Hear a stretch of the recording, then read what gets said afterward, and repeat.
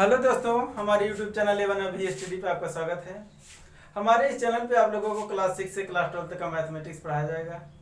पहले कुछ बेसिक क्लासें हैं और ये हमारी क्लासें सभी NCERT पे आधारित हिंदी और अंग्रेजी दोनों में होंगी। पहले कुछ बेसिक चैप्टर आप देख लेते हैं। ओरिजिन ऑफ नंबर, संख्याओं की उत्पत्ति। संख्याओं की उत्पत्ति कब और कैसे होती है, इस पर चर्चा करेंगे।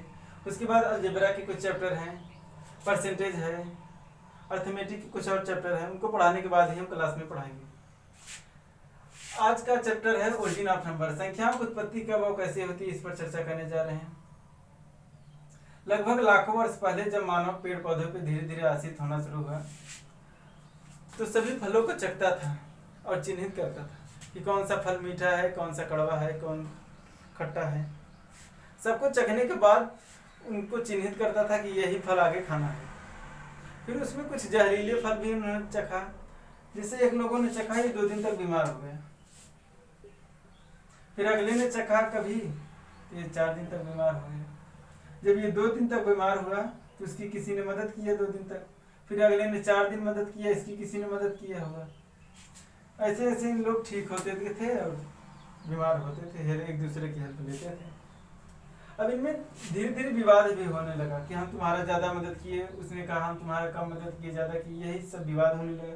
तो उन लोगों ने इस विवाद को निपटने के लिए गोटियां रखनी शुरू करी। गोटियां कैसे, एक थैला रखते थे, थैले में गोटियां रखते थे। लेकिन गोटियां भी नहीं चला क्योंकि ये लोग घूमने टहलने वाले लोग थे। आज यहाँ घूम रहे हैं, कल कहीं और चले जाते थे। फिर ये भी इनका फार्मूला फेल हो गया। फिर इसके बाद ये लोग सिंबल लाते हैं। सिंबल कैसे लाते हैं, जैसे किसी ने एक दिन किसी की मदद की तो +1, और किसी ने मदद ली तो -1। 2 दिन मदद की तो 2 प्लस, 2 दिन मदद लिया तो 2 माइनस, यही चलता गया। इनका ये सिंबल ऐसे ही बढ़ता गया, बढ़ते बढ़ते 9 तक आया। जब 9 तक आए, इन लोगों को लगा कि अगर हम ऐसे ही सिंबल बढ़ाते गए तो बहुत सिंबल हो जाएंगे और हम परेशान हो जाएंगे।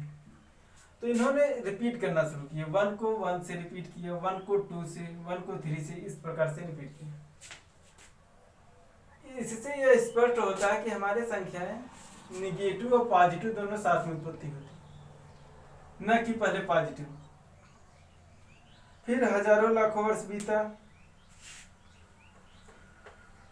तो साधु महात्मा लोग रहते थे। जैसे इस साधु महात्मा है, ये न किसी से लेते हैं न किसी को देते हैं, बस तपस्या करते रहते थे।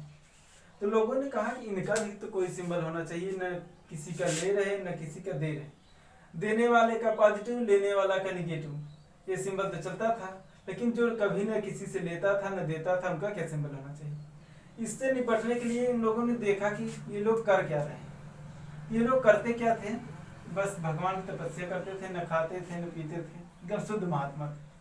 बस ऊपर ऐसे ही भगवान की तपस्या करते थे। अगर आप एक चारों तरफ वृक्ष हो और आप ऊपर देखते हो तो आपको एक गोले की तरह दिखेगा ऊपर। वही गोला उठाकर इनको थोप दिए। थोप कैसे दिए कि ये गोले को देख रहे हैं, यही गोला इनका सिंबल होना चाहिए। ये सिंबल ऐसा है न जो कोई लेता है न कोई देता है। इसको ले आकर यहाँ फिट किए, यहाँ फिट किए कि इधर से देने वाला का है, इधर से लेने वाले के बीच में न देने वाला न लेने वाला। फिर जो रिपीट होती थी संख्याएं 1 1 से, उसको 1 0 से रिपीट करना शुरू। बस यही से हमारी संख्या की उत्पत्ति होती है। अब इसमें आर्यभट्ट का नाम आता है कि 0 की खोज करता आर्यभट्ट। 0 के असल में खोज करता आर्यभट्ट नहीं थे, बहुत लोग थे।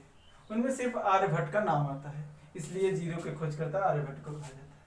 बस आज का चैनल हमारा यहीं तक है। वीडियो अच्छा लगे तो वीडियो को लाइक करें और अगला वीडियो हम बनाते रहेंगे।